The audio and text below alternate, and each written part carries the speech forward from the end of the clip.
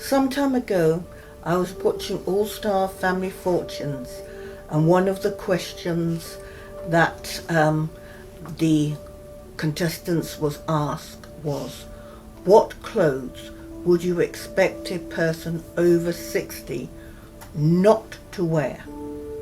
The contestants had to find 5 answers, and 4 out of the 5 answers were items of clothing I frequently wear. These are onesies, a baseball cap, a hoodie, and a miniskirt. This made me realise that I was not a typical over 60 person, but that is because I am who I am. I am me. It also made me realise that I'm not so different from those teenagers that are generally associated with those items of clothing mentioned previously. There are differences between us, but there are also similarities between the 2 generations. In fact, between all generations.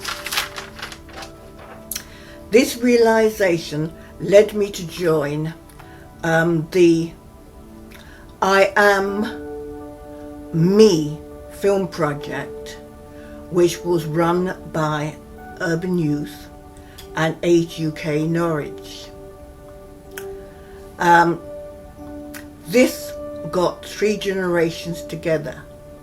The members of Urban Youth, members of the Age UK, and the volunteers who ran both groups, who were in the age 22 30 age gap. We looked at what unites us and what divides us, and in the end we realized that we are all not so different after all.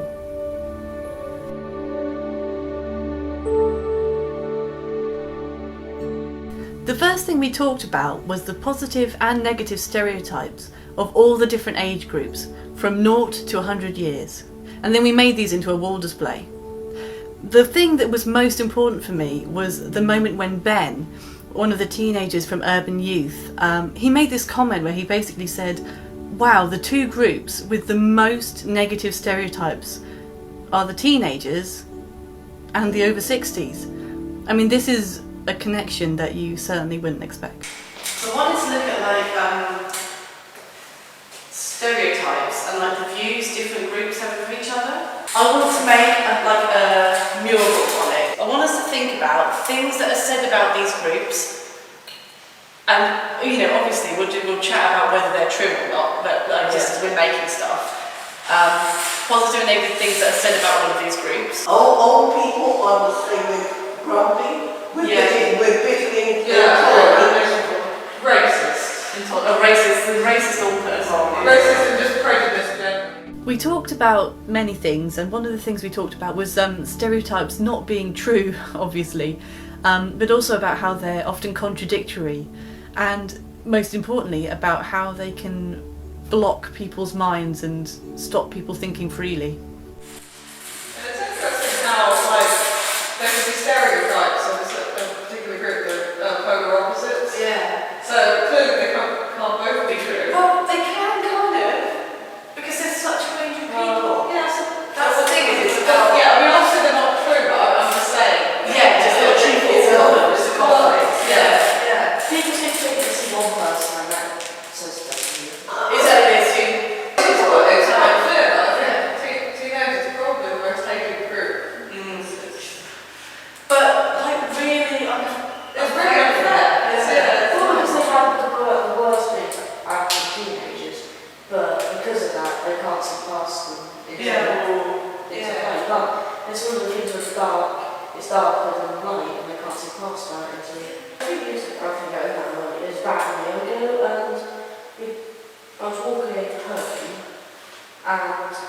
was this guy, and I ended up getting like pretty much mugged. In front of my sister and everything. Wow. And I got taken to hospital, and in the thing, all I could hear was like muttering like stereotypical like teenagers that always do this. Yeah. I'm a teenager myself. But you're a teenager yourself. Yeah, they couldn't see the irony in that. Yeah. That you were the victim. Yeah. And now the thing is, right, there's a real difference, because working, I've noticed there's a real difference between like the 60-year-olds and obviously the 90-year-olds, for example. Yeah. But the thing is, when people think about it, we don't often think about it that way, do we? So, I don't think there is. I'm a member of Red Others, and we are from 50 onwards. And quite honestly, it is very, very hard to guess which age range they are in. Really? There are some 50 that are, lined and look old, and then some 90-year-olds who are sprightly running around, and more so because the health is so different. There are people like me who have had health problems all my life. yeah. And I'm the one that's wanting to sit down, and the 90-year-old who hasn't broken her hip, who hasn't done all the things and had all the problems I have, it can stand all the time, So Yeah, so health is the main difference, not age, basically. Yes. Yeah. One key point of difference was in our discussions about feeling jaded. We felt that we're all on this journey, and we start off very creative and carefree, and gradually this is worn away. Some of them have really good, and also they can be really creative. Do you know what I mean? They're really creative and inspired kind of thing. Cute. Yeah, cute. You do hear it a lot, yeah. Because looking at the other side, I want to say as well, motivated. And I've met, because I do some BBC voices and stuff, you get a load of these, I don't know, I think of them, stereotypically as the cool teenagers. The ones who are they're making their own films, they're making their own music, they're doing all this stuff. And I think the thing is, when you get to our age, well, this is obviously, I think this is actually something that I felt, as you get older, you kind of have a few more times where you've tried things and it's failed. And you gradually get weighed down by this sand or something. And that's what it is. Innovative, yeah. But I think teenagers are free of that, so they can do a lot. I mean, this is me making excuses for us being a bit late. Also, the fact that they are not so open to new ideas, as you said there. A bit close-minded. Yeah. A bit closed-minded. Also, I would say the 20-somethings are most enthusiastic. Committed. And committed. Yeah, because you've grown out of the teens and you haven't got the baggage of the middle-aged people. Yeah. Your 20s are much freer. Yeah, it's like you say, because although we say we're feeling a bit weighed down by things, we're not Yeah, weighed down by the unfortunately, I do have quite a lot of baggage. Yeah. I think that's Some other things we discussed that connect us are the tendency to be a little bit selfish, and also that we all desire to have control over our lives. They can be a bit selfish as well. I'm still very selfish, so I'm probably I put it more into perspective. Yeah. I think parents are seeing it too much as they're not listening to them. But if they can cut into that kind of being told what to do, and some parents got their kids. They don't think that back then they've been told exactly what to do, they've done the exact same thing. You're exactly right. So you think about when you're a kid, you don't have any choice in what you can do, whereas a parent is like, oh, what's going to happen? Do this. I remember being 6 years old and really resenting that I wasn't taken seriously. Yeah. It was funny, I went to be with my children, I went too far the other way. Yeah. I was quite frequently overruled because of single parent with 2 children. Yeah.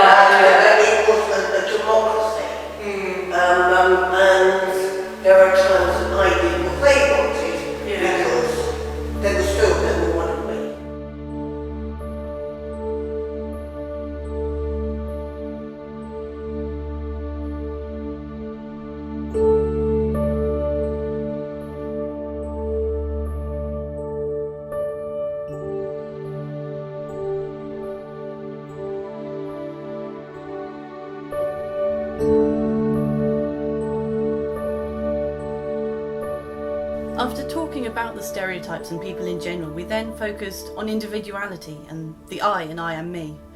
We made a giant eye on the ground and we brought in objects that were important to us from our past, present and future, and we shared our stories about these objects.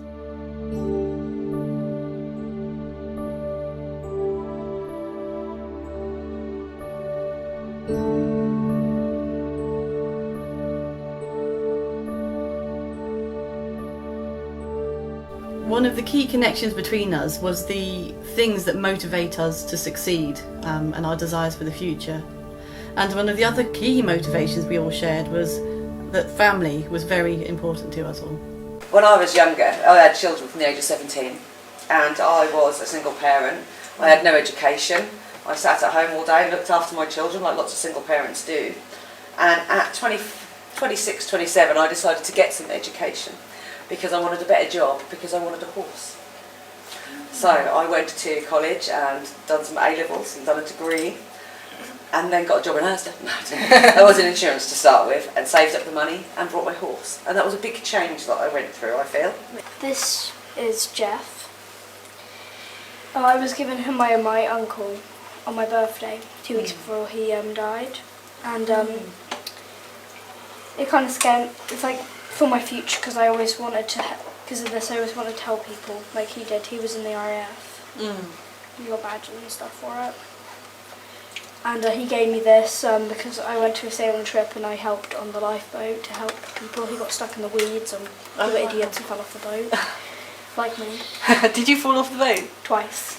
So that inspires you to want to help people, basically. Yeah, Do you know what you'd want to do, or have you worked that out yet? I want to be a criminologist. Cool. I came to England or to the UK about 6 years ago, and this was from South Africa. Okay. Sorry, and so it's not really that it's my past, but in a way South Africa is my past, and like the UK is my future, because or the present, because I was probably married about 2 months when my husband and I came over, so it was a whole new change and a whole new chapter to our lives, basically. And this watch, my aunt gave this to me on the airport just before we flew out, and it was actually her watch.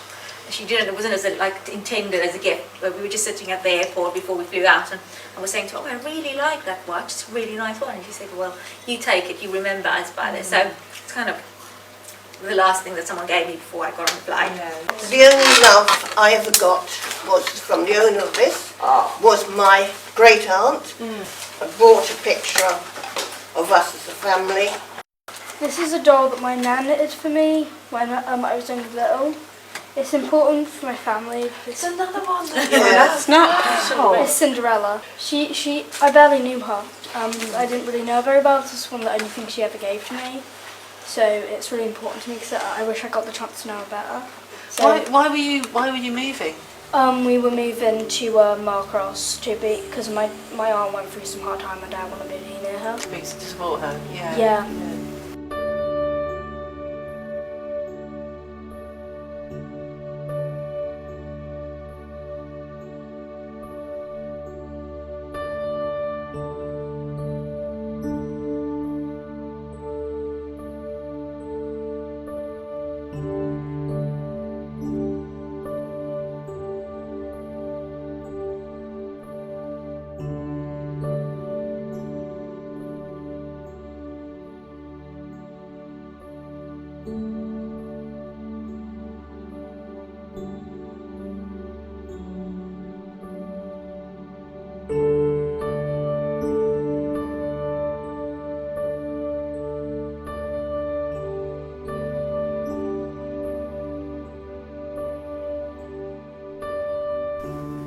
The final thing we talked about was the future and our fears and aspirations. We shared our fears and made a scary monster, and we wrote our fears on it. Then we released them by smashing the monster. Next, we talked about our aspirations and hopes for the future, and then we wrote these onto balloons and released them into the sky to encourage us to look up and make us feel that our dreams will come true. I think when I was younger, when I was at these sorts of age, I wasn't happy. I don't think many teenagers are happy, and I don't think many teenagers know why. And then I taught myself to be happy. It's that adolescence thing, innit? It's Yeah. hard work. But I think peer pressure and that. Like, yeah, Wednesday took my daughter and her friend to the park and I played all day. I'm Saffron, I'm very immature. You ask all the kids. I play. I wrote one last time we went swimming. I was wrestling with these lot in the pool. I think you've just got to get to that point where you don't care. But exactly, where you're not You know worried what about I what other people think. You're happier in yourself, and you're like, it's okay being who I am. Our fears included fears about the environment and the world's future, and also about not achieving our dreams and being lonely. Related to this, some of us, obviously, our aspirations were to do with achieving our dreams and our careers that we wanted. But other people said that they didn't think too much about the future because it hasn't happened yet. My future hopes and fears, well, I don't really think too much about the future, so I don't bring anything for the future. I kind of live for today.